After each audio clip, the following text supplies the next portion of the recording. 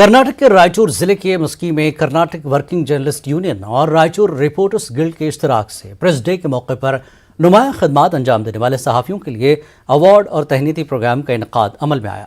इस मौके पर Karnataka state working journalist union के रियासती सदर शिवानंद तगडोर, मकामी रुकन असम्बली बसवन गौड़ा तोरवेहाल और साबिक रुकन असम्बली प्रताप गौड़ पाटिल ने मेहमान खुसूसी की हैसियत से शिरकत की। काबिल ज़िक्र बात है कि जारिया साल पहली बार उर्दू सहाफ़ियों को भी एजाज़ात से नवाजा गया।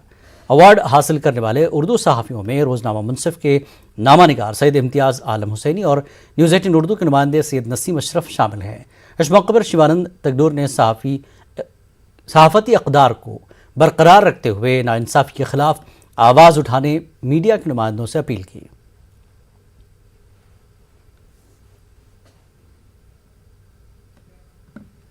रायचूर ज़िले में पिछले 2 साल के दौरान कोरोना की वबा की वजह से यौम सहाफ़त का इनेकाद अमल में नहीं लाया गया था।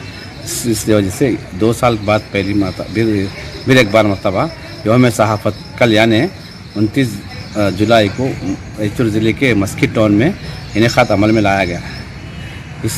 हर साल की तरह कन्नड़ सहाफ़ियों के अलावा इस साल 2 उर्दू सहाफ़ियों को भी इस बेहतरीन सहाफ़ी के तौर पे अवार्ड से सरफराज किया गया, जो एक खुशी की बात है और इन सहाफ़ियों को हौसला देने वाली बात है।